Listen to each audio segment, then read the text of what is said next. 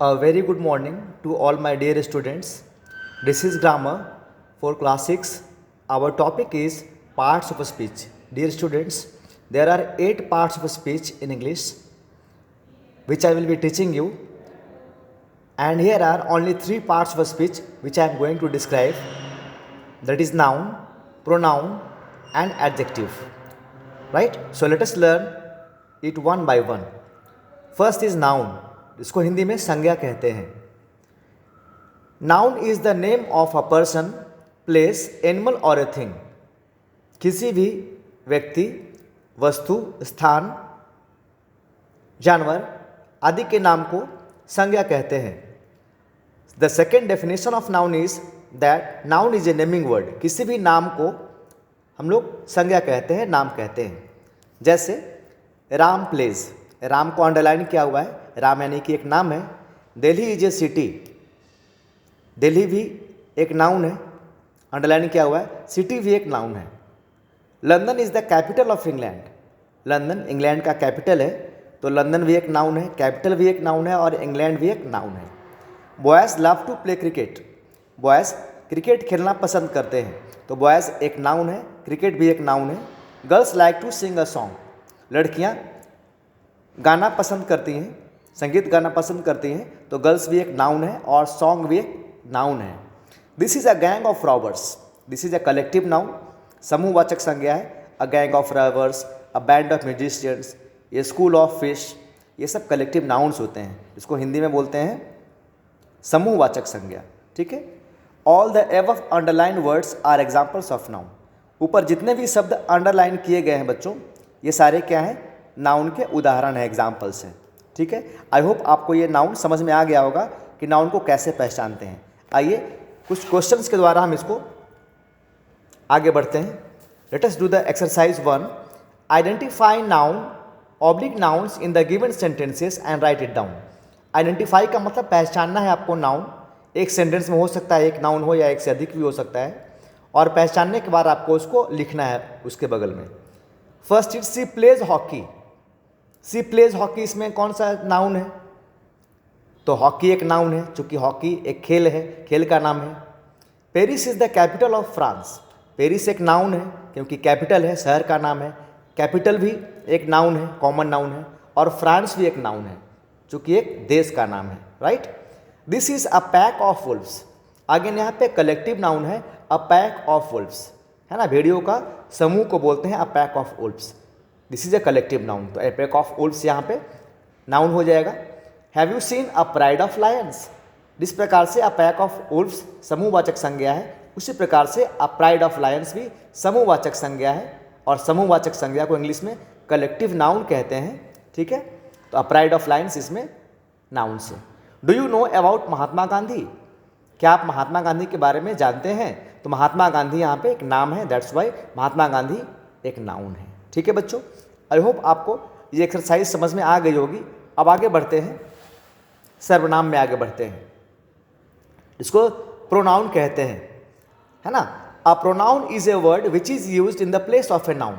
एक सर्वनाम वह शब्द होता है जो कि संज्ञा के स्थान पर प्रयोग किया जाता है. जैसे मैंने उदाहरण के लिए लिखा है बच्चों, एग्जाम्पल्स के लिए, राम प्लेस. अब राम के स्थान पे हम लोगों ने यूज़ किया ही प्लेस. जो सर्कल वर्ड ही है, ही यहाँ पे प्रोनाउन है. ठीक है. राम के स्थान पे ही आ गया. शिवा राइट्स. अब शिवा के जगह पे मैंने ही का यूज़ किया है, ही राइट्स, तो ही यहाँ पे प्रोनाउन है. ठीक है. Amrita is dancing. अमृता एक नाउन था, नाउन है ना.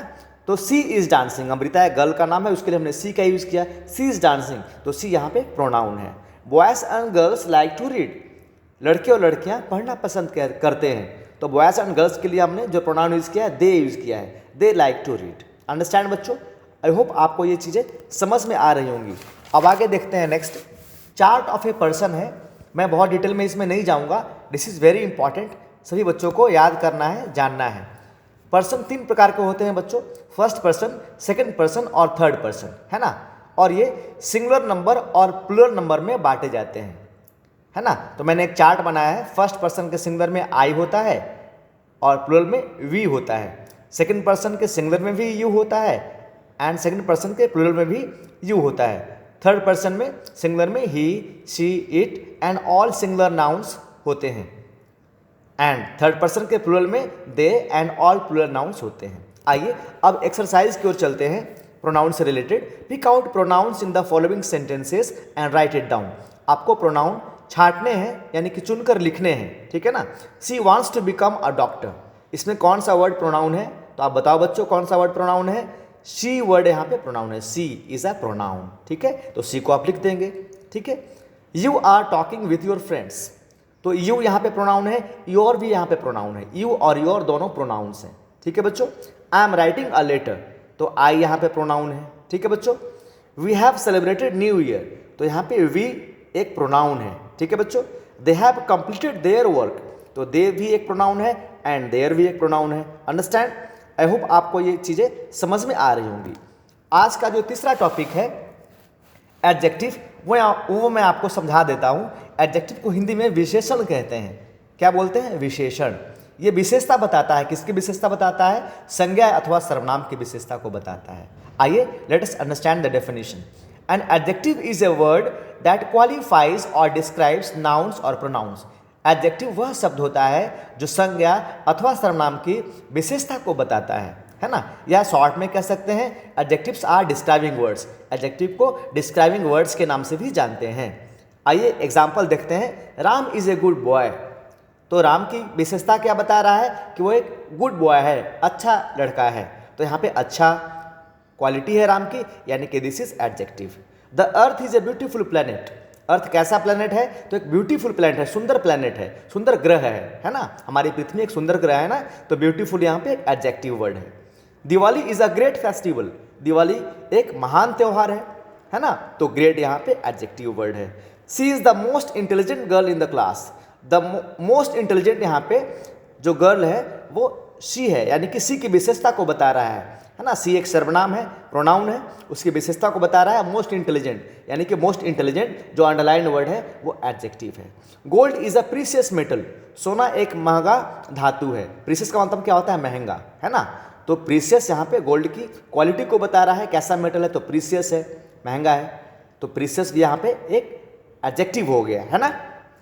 All the above underline words are adjectives as they describe the quality of noun और प्रोनाउन। जितने भी ऊपर में दिए गए अंडरलाइन वर्ड्स है बच्चों, और वो एडजेक्टिव्स हैं। क्यों एडजेक्टिव्स हैं? क्योंकि वो संज्ञा अथवा सर्वनाम की विशेषता को बताते हैं। आइए एक्सरसाइज के द्वारा समझते हैं। Identify adjectives in the given sentences and write it down. आपको आइडेंटिफाई करने हैं। क्या आइडेंटिफाई करने हैं? तो एडजेक्टिव को आइडेंटिफाई करने हैं और इसको लिखने हैं। I am a good student, यहाँ पे एडजेक्टिव क्या है? तो गुड, है ना। किसकी विशेषता बता रहा है? तो आई की विशेषता बता रहा है। आई एक प्रोनाउन है, तो गुड यहाँ पे एडजेक्टिव हो जाएगा।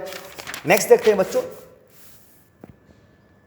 माई पेरेंट्स आर वेरी काइंड, मेरे पेरेंट्स कैसे हैं? तो बहुत दयालु हैं, तो दयालु यानी कि वो एडजेक्टिव हो गए। Kind is the adjective. She has a red hat, उसके पास कैसी हैट है? हैट का कलर क्या है? तो रेड है, ठीक है ना। तो रेड यहाँ पे एडजेक्टिव हो गया। वी हैव मेनी टॉयज, हम लोगों के पास बहुत से खिलौने हैं, तो मेनी यहाँ पे, है ना, एडजेक्टिव हो गया। मिल्क इज वाइट, मिल्क का कलर क्या होता है? वाइट होता है, तो वाइट यहाँ पे मिल्क की क्वालिटी हो गई, यानी कि वाइट यहाँ पे एडजेक्टिव हो गया। This is all that we have learn in this video. Parts of speech कितने होते हैं? 8 होते हैं, एंड हमने पहले 3 पढ़े हैं, noun, pronoun and adjective, and exercise भी देखे हैं। आई होप आपको ये वीडियो पसंद आएगी और आपको समझ में भी आएगी बच्चों। Thank you. Next thing in the next video. Thank you so much.